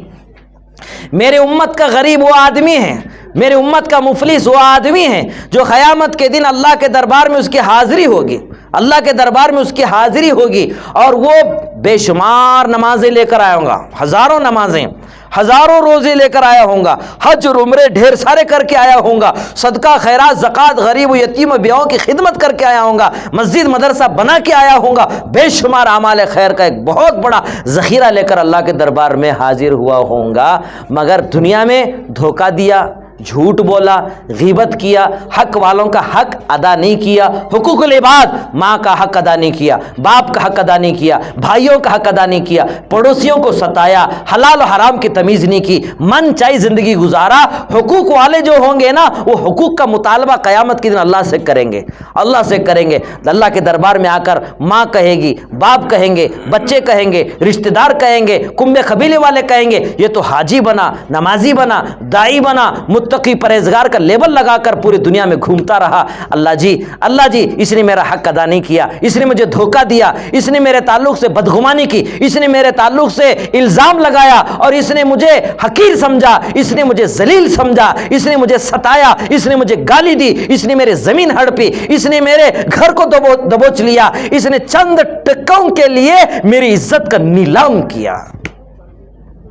تب اللہ تبارک و تعالیٰ کہیں گے، اچھا اس بندے کو بلاؤ جس کے یہاں بے شمار نماز، بے شمار حج عمرے، بے شمار اعمال خیر کا ذخیرہ جمع ہوگا، مطالبہ کرنے والے آتے رہیں گے۔ اللہ کے رسول صلی اللہ علیہ وسلم فرماتے ہیں، وہاں تو کرنسی بھائی، مکہ مدینے میں تھے تو ریال چلتے تھے، یہاں انڈیا میں تو کاغذ کے ٹکڑے چل رہے ہیں، ہاں تو میرے بھائیو وہاں تو چلیں گے نہیں نا، ریال بھی چلیں گے بھی نہیں، نہ یہاں کے نوٹ چلیں گے، وہاں تو میرے بھائیو اعمال چلیں گے، اعمال، وہاں کا جو حساب کتاب ہوگا وہ اعمال کی بنیاد پر ہوگا، وہاں پتہ چلے گا کہ ایک عمل پر، ایک سبحان اللہ پر کیا فائدہ ملنے والا ہے، کیا ثواب ملنے والا ہے۔ آج تو ہمیں ان آنکھوں سے نظر نہیں آ رہا ہے، کہنے والے کو بھی کچھ سمجھ میں نہیں آ رہا ہے، آج ہم جو کہہ رہے ہیں وہ ہمیں نظر نہیں آ رہا ہے، مگر ایک وقت آئے گا جو اللہ رسول کہیں گے وہ نظر آئے گا، مگر یہ نظر نہیں آئے گا، وہ وقت آنے والا ہے، وقت سب کو آنے والا ہے، اسے کہتے ہیں سکرات کا وقت، اسی لیے آنکھ کھلی کی کھلی اس کی پڑی رہتی ہے۔ تو اللہ پاک کہیں گے بھئی اس کے جو اعمال ہیں، کرنسی جو ہے اس کی، مال دولت اعمال اس کو دے دو، جس نے کوئی دھوکہ دیا تھا، کہا کہ میرا مطالبہ ہے، اس کو نماز دے دو، روزہ دے دو، اعمال خیر دیتے رہیں گے، اللہ کے رسول صلی اللہ علیہ وسلم فرماتے ہیں اس کے اعمال سب ختم ہو جائیں گے۔ اب کیا رہے گا؟ ابھی مطالبہ کرنے والے باقی رہیں گے، صاحب اس نے میرے کھیت کا فلاں جگہ کو ہڑپا، اس نے فلاں جھوٹ مقدمہ میرے خلاف اس نے کورٹ میں قائم کیا تھا، جس کی وجہ سے میں نے لاکھوں روپے خرچ کیے، میں ذلیل ہوا، میرے بچے دور ہوئے، میرے ماں باپ دور ہوئے، میں پریشان رہا، اللہ میرا حق مجھے دلا دیجیے۔ اللہ اکبر۔ اب اس کے پاس کچھ نہیں ہے، کچھ نہیں ہے، حج نہیں، نہ روزہ ہے، نہ نماز ہے، نہ اعمال ہے، کچھ نہیں ہے، اب تنہا کھڑا ہوا ہے۔ اللہ تعالیٰ کہیں گے اچھا اس کے گناہ اس کے سر پہ لاد دو، اس کے گناہ اس کے سر پہ لاد دو، اس کی گناہ اس پہ لادا جائے گا۔ حدیث مبارک میں آتا اللہ کے رسول صلی اللہ علیہ وسلم فرماتے اس گناہوں کی وجہ سے وہ دب جائے گا۔ تو آقا نے فرمایا یہ ہے میرے امت کا مفلس، یہ ہے میری امت کا مفلس۔ تو میرے بھائیوں بزرگوں دوستو، اس قیامت کے مفلسی سے اگر ہم بچنا چاہتے ہیں تو ہم جس مقدس فریضے سے ہو کر آ رہے ہیں، آؤ اس کی قبولیت اور اس شرف قبولیت کی علامت یہ ہے کہ ہم سچی محبت اللہ اور اس کے رسول سے کرنے والے بنے۔ حقوق اللہ، اذان ہوتی ہی نماز کے لیے ہم تڑپ جائے، جیسے حرم کے اندر اذان ہوتی مسجد میں جانے کی فکر تھی، طواف کرنے کی فکر تھی، عمرہ کرنے کی فکر تھی، تلاوت کلام اللہ کی فکر تھی۔ میرے بھائیوں ہم نے کتنے شوق و جذبے کے ساتھ کیا، وہی جذبہ وہی شوق واپس وطن آنے کے بعد اگر یہ پیدا ہو رہا ہے تو سمجھنا چاہیے کہ اس کا حج قبول ہے، اس کا حج قبول ہے۔ قرآن کی تلاوت کا جذبہ اس کے دل میں پیدا ہو رہا ہے، یہ اللہ کا کلام، ان آنکھوں سے، ان بدنصیب آنکھوں سے، ان گنہگار آنکھوں سے میں نے قرآن جہاں اترا تھا اس جگہ کو میں نے دیکھا ہے، جہاں اللہ اور اس کے رسول نے قرآن پڑھا، وہ غار حرا پر جب پہلی وحی نازل ہوئی تھی، جس ریاض الجنہ میں جہاں جبریل سلام کر کے حاضر ہو کر نبی کو قرآن سنایا کرتے تھے، صحابہ پڑھتے، تابعین پڑھتے، اولیاء اللہ پڑھتے، وہ قرآن مجھے پڑھنے کی وہاں توفیق ہوئی ہے۔ اب گھر پہ روزانہ پابندی سے قرآن کی تلاوت کر رہا ہے تو سمجھنا چاہیے کہ اس کا حج قبول ہے۔ اذان ہوتی مسجد جانے کی فکر ہو رہی ہے، سمجھنا چاہیے کہ اس کا حج قبول ہے۔ جیسے جاتے ہوئے معافی تلافی کر کے، گناہ بخشوا کر، رشتہ داروں کو، ماں باپ کو، بھائی بہنوں کو راضی کر کے، حق والوں کا حق ادا کر کے اور دینے کا وعدہ کر کے، وصیت کر کے، جو اللہ کے گھر کی حاضری ہوئی تھی اور زندگی کے چند دن اللہ نے اور مقدر میں لکھ رکھے تھے، ہم واپس گھر آ کر پھر اپنے رشتہ دار، ماں باپ، بھائی بہن، پڑوسی تمام کے ساتھ خیر خواہی، محبت اور اخلاق کے ساتھ اپنا منہ کا نوالا نکال کر دوسروں کو کھلانے والا جو حاجی بن رہا ہے، اخلاق مند، سلام کرنے والا، کھانے کھلانے والا، عاجزی کرنے والا، ایک دوسرے کو معاف کرنے والا، مسجدوں کو آباد کرنے والا، مدارس کو آباد کرنے والا، غریبوں، یتیموں، بیووں کی خدمت اور اپنے گھر والوں کی تربیت کرنے کے اندر حاجی پیش ہے، آگے ہے، یہ جذبہ اس کے دل میں نظر آ رہا ہے تو سمجھنا چاہیے اس کا حج قبول ہے، منظور ہے اور مقبول ہے۔ بے شمار علامتیں علماء نے، اولیاء کرام نے میرے بھائیوں لکھے ہیں، اتنا وقت نہیں ہے کہ ہم تفصیل سے آپ کو ذکر کیا جائے، بس یہ عمل جو ہم نے کیے ہیں اللہ اپنے دربار میں قبول فرمائے، منظور فرمائے، مقبول فرمائے۔ میرے بھائیوں اللہ نے موقع دیا ہے اور ایک حاجی کے دل میں ایک تمنا ہوتی ہے، جب واپس ہوتا ہے اس کا دل ہمیشہ بے چین بے قرار رہتا ہے کہ میں دوبارہ پھر کب اللہ کا گھر اور نبی کا در اور مکہ مدینہ دیکھوں۔ یہ جذبہ جس حاجی کے دل میں ہوتا ہے سمجھنا چاہیے کہ یہ بھی قبولیت کی علامت ہوتی ہے، یہ بھی قبولیت کی علامت ہوتی ہے۔ مگر میرے بھائیوں بزرگوں، ہم سفر حج کے اندر جاتے ہیں، عمرے میں جاتے ہیں، بہت سے لوگوں کے ساتھ ہمارا واسطہ پڑتا ہے اور آپ لوگوں کے ساتھ بھی واسطہ پڑے، کیسے مختلف خاندان والے، مختلف فکر والے، تجارت والے، دکان والے، مکان والے، بنگلے والے، جاگیردار، انعامدار، قاضی صاحب، ملا صاحب، چودھری صاحب، نداب صاحب، شیخ صاحب، بے شمار لوگ ہمارے ساتھ رہے جن کی ہم نے سارے قصے سفر حج کے اندر سن لیے کہ ہمارا بیٹا ایسا ہے، ہماری بہو ایسی ہے، ہمارا گھر ایسا ہے، ہمارا باغیچہ ایسا ہے، ہمارا خاندان ایسا ہے، کوٹ کچہری کا مسئلہ ایسا تھا۔ سارا فلسفہ ایران توران کی باتیں اگر سننا ہے تو حج عمرے کے اندر تو ہم لوگ سن لیتے ہیں، مگر کچھ لوگ ہوتے ہیں دیوانے جو اس راستے میں بھی کیا کہتے رہتے ہیں، اللہ مجھے مدینے کی موت دے، اللہ مجھے مدینے کی موت دے، اللہ مدینے کی موت دے۔ تو کچھ لوگ رہتے ہیں ساتھ والے، اللہ قبول فرما، آمین آمین آمین، ماشاءاللہ دعا ہوتی رہی۔ اتفاق سے مدینہ حاضری ہوئی امیر صاحب کی، اتفاق سے امیر صاحب کی مدینے میں حاضری ہوئی، 2-4 دن کے بعد کیا ہوا، بخار آ گئی، 2-4 دن کے بعد بخار آ گئی۔ تو ساتھیوں نے کہا کہ امیر صاحب ایسا لگتا ہے کہ تمہاری دعا الحمدللہ قبول فرما لیا ہے۔ تو امیر صاحب کیا کہنے لگے، ارے دیوانے، یہ سال نہیں آئندہ سال یہ سال مرنا نہیں ہے، آئندہ سال مرنا ہے، میں نے وہ دعا کی ہے۔ تو میرے بھائیو بزرگوں دوستو، ہم سب نے تو دعا تو ضرور کیا ہے مگر دل کے ساتھ ہم نے دعا نہیں کیا ہے۔ مرنے کی محبت، جذبے کے اظہار تو ہم نے مکہ اور مدینے میں ضرور کیے ہیں مگر یہ دل میں چھپا ہوا ہے، دل میں ارمان چھپی ہوئی ہے اور چند دن ہم زندہ رہیں، یہ خواہش و ارمان۔ اسی لیے رسول اکرم صلی اللہ علیہ وسلم نے فرمایا، اس آدم کے بچے کو 2 سننے کے پہاڑ بھی اگر ملیں گے نا، وہ تیسری فکر کرے گا اور بڑگی میں جو ڈونگر ہے وہ بھی مجھے مل جائے۔ ہاں جی بھائی، 10 ملکوں کا بادشاہ بنا ہے تو اس سے پوچھو آپ کی خواہش کیا ہے، تو میں 11 ملکوں کا بادشاہ بن کر مرنا چاہتا ہوں۔ حضور پاک صلی اللہ علیہ وسلم فرمایا، کسی کی نہ خواہش یہاں پوری ہوئی ہے نہ پوری ہو سکتی ہے۔ اس آدم کے بچے کا پیٹ کہاں بھرتا معلوم، قبر کی مٹی ہی بھر سکتی ہے، قبر کی مٹی ہی بھر سکتی ہے۔ دنیا کسی کی نہ خواہش پوری ہوئی ہے نہ پوری ہو سکتی۔ اچھا بتاؤ، خواہش پوری ہوتی تو ہمارے داڑھی کے بال سفید ہو جائے کون پسند کرتا ہے؟ بوڑھا ہو جائے کوئی پسند کرتا ہے؟ گھٹنوں میں کمر میں درد آ جائے کون پسند کرتا ہے؟ میرے بھائیوں کوئی پسند نہیں کرتا۔ یہ ارمانوں کی پوری ہونے کی جگہ نہیں ہے، یہ دنیا دھوکے کا گھر ہے۔ چند دن کے لیے اللہ نے ہمیں دنیا میں بھیجا ہے، عبدالآباد زندگی آخرت والی زندگی ہے۔ میرے بھائیوں یہ انسان ناکام ہے، جو کچھ ہے چھوڑ کر جانا ہے۔ اسی لیے اللہ والے کہتے ہیں یہاں کا جینا مرنا، کھانا پینا، سونا، عیش آرام، جوانی بڑھاپا، یہاں تک کہ مرنا سب وقتی ہے، وقتی ہے۔ عبدالآباد بعد والی زندگی آخرت کی زندگی ہے، یہ زندگی بڑی قیمتی زندگی ہے۔ اس لیے میرے بھائیوں، اللہ نے ہمیں اور آپ کو چند دنوں کے لیے اللہ پاک نے دوبارہ اس مقدس سرزمین سے پھر واپس ہمیں اپنے گھر بھیجا ہے۔ آؤ حجاز کرام، تمام حاضرین زائرین سے ہم درخواست کرتے، آؤ اپنے مقام کو پہچانو، اپنی نسبت کو پہچانو، نیت کرو میرے بھائیوں۔ 50 سال 60 سال سے ارمانیں امیدیں مانگ کر اللہ اور اس کے رسول کے دربار کی حاضری ہمیں نصیب ہوئی ہے۔ اب بھی وہی رفتار بے ڈھنگی جو پہلی تھی اب بھی ہے، تو پھر کیا مطلب ہے؟ میرے بھائیوں، دنیا سے بے رغبتی ہونے کی ضرورت ہے، دنیا سے ہم بے رغبتی اختیار کریں، دنیا سے ہم بے رغبتی، یہ حج کی قبولیت کی علامت ہے، حج کی قبولیت کی علامت ہے۔ مگر ہوتا کیا ہے؟ گنگا ہماری الٹا بہتی ہے، یہ بھی مولانا ہمارا، وہ بھی ہمارا، سب ہمارا۔ میرے بھائی، ہمارے ساتھ تو کوئی آنے والا نہیں ہے، نہ ہماری بیوی آئیں گے، نہ بچے آئیں گے، ہمارے رشتہ دار آئیں گے، بھائی بہن آئیں گے، ہمارے ساتھ ہمارا عمل آنے والا ہے۔ اس لیے میرے بھائیوں، وہ وقت آنے سے پہلے دیکھو، عجیب بات ہے اللہ تعالیٰ کی بھی، دنیا میں آنے کو بعد میں اللہ آیا ہے بعد میں، مگر جانے کا وقت اللہ نے پہلے طے کر دیا ہے۔ آئے ہیں بعد میں، مگر جانے کے وقت اللہ نے پہلے طے کر دیا ہے۔ اور یہ بھی عجیب بات ہے، اللہ نے عجیب ترتیب رکھی ہے، دنیا میں آنے کی ترتیب ہے، جانے کی کوئی ترتیب نہیں ہے۔ آنے کی ترتیب کیا ہے؟ باپ سے پہلے بیٹا دنیا میں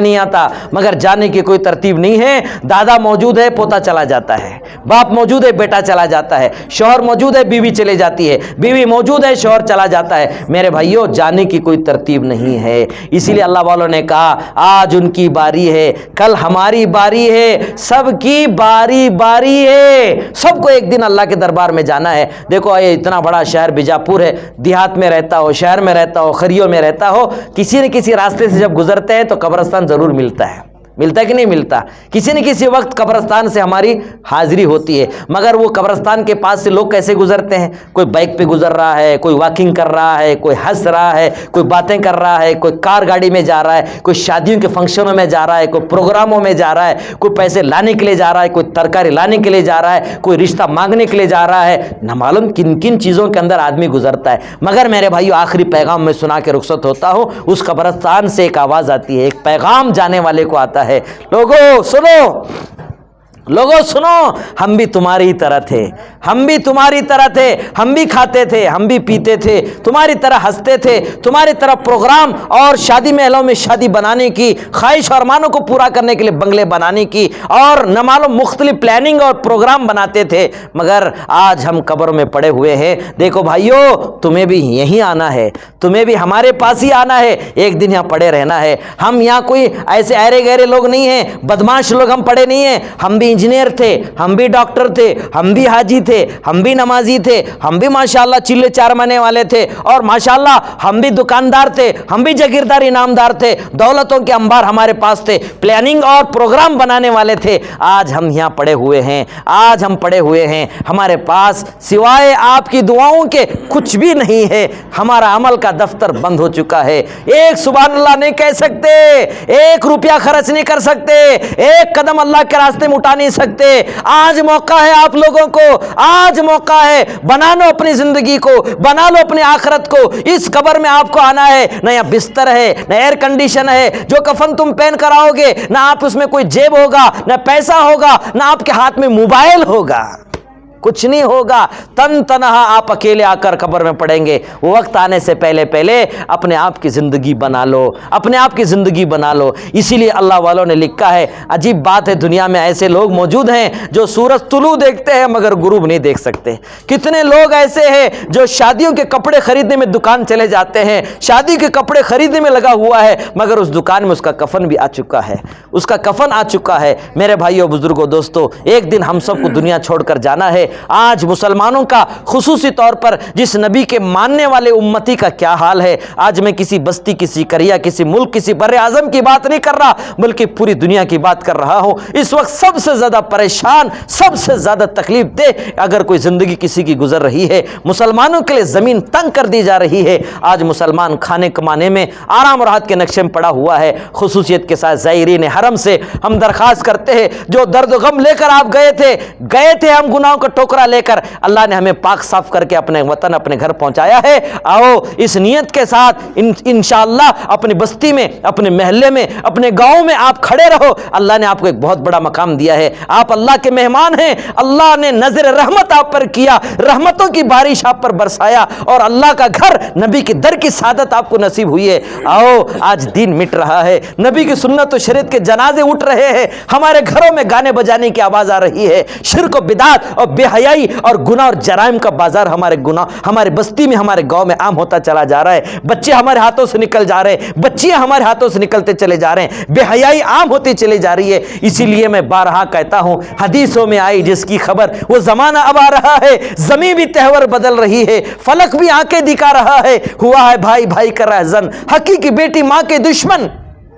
پسر نے چھوڑا پیدر کا دامن، بہن کو بھائی ستا رہا ہے۔ بتاؤ اب دنیا میں رہا کیا ہے؟ حرام کو حلال سمجھے، گناہ کیے تو کمال سمجھے، حرام کو حلال سمجھے، گناہ کیے تو کمال سمجھے، کھڑے سب میں ہاتھ باندھے، خیال میں سب اپنے اپنے، جا کے پوچھو مسجد امام سے کس کی نماز پڑھا رہا ہے۔ میرے بھائیو مسجد تو ضرور بھری ہوں گی، اللہ کے نبی علیہ الصلوۃ والسلام نے فرمایا مسجد تو ضرور بھری ہوں گی، مگر ایک کا بھی دل اللہ کے طرف نہیں ہوگا۔ اسی لیے علامہ اقبال نے کہا تھا، تو جو سرب سجود ہوا زمین سے آئی ہے صدا، تیرا دل صنم آشنا ہے، تجھے کیا ملے گا نماز میں؟ میرے بھائیو آج مؤذن پکار رہا ہے، حی علی الصلاۃ حی علی الفلاح، الصلاۃ خیر من النوم، نماز نیند سے بہتر ہے۔ آؤ لا اشہد اللہ الہ الا اللہ، بگڑی بنانے والا اللہ ہے، زندگی دینے والا اللہ ہے، حیات و ضیاء کا مالک اللہ ہے، اس کے علاوہ ہمارا کوئی کارساز کوئی مددگار نہیں ہے۔ مؤذن پکار رہا ہے، کامیاب ہونا چاہتے ہو، عزت چاہتے ہو، راحت چاہتے ہو، برکت چاہتے ہو، تو مؤذن کہتا ہے اشہد ان محمد رسول اللہ۔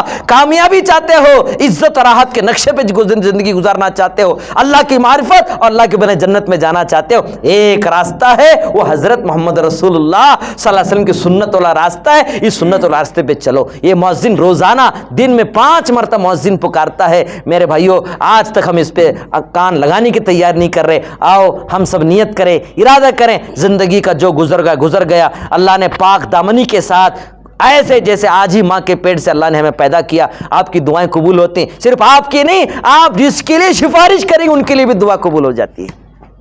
آپ کی دعاؤں میں اللہ پاک نے وہ تاثیر رکھا ہے، وہ نسبتیں اللہ پاک نے آپ کو عطا کر رکھی ہے۔ میں مبارکبادی دیتا ہوں اور دعا خیر کرتا ہوں۔ یقیناً ایک بہترین مجلس ماشاءاللہ، خصوصی طور پر الحاج قاسم صاحب ٹیلر اور ان کے اہلیہ محترمہ حاجن عابدہ ٹیلر، جنہوں نے ماشاءاللہ ہر سال حاجیوں کی عشق و محبت کے اندر اللہ کے گھر کے مہمانوں کی جو خدمت کرتے ہیں، ماشاءاللہ یہ پروگرام قائم فرما کر ایک پیغام آپ کو دینے کے لیے ہمارے رفیق محترم، ہمارے بھائی حضرت علی جناب قاری معین صاحب قاضی دامت برکاتہم نے اس طالب علم کو یاد کیا۔ میں اس مبارک موقع پر آپ کو مبارکبادی دیتے ہوئے میں آپ سے ہاتھ جوڑ کر منت سماجت کرتا ہوں۔ زندگی کا کوئی بھروسہ نہیں ہے کب اللہ کا بلاوا آ جائے، اسی لیے گیا وقت پھر ہاتھ آتا نہیں، سدا دورہ دکھاتا نہیں، سراہی میں دریا سماتا نہیں، مرا بیل کبھی گھاس کھاتا نہیں۔ اللہ نے ہمیں اور آپ کو کچھ موقع دیا ہے، زندگی کے کچھ دن اللہ پاک نے ہمارے مقدر میں لکھ رکھے ہیں۔ آؤ ہم سب مل کر نیت کریں، ارادہ کریں کہ اس بستی سے، اس ملک سے اور اس پوری دنیا سے جہالت کا خاتمہ کریں گے، شرک کا خاتمہ کریں گے،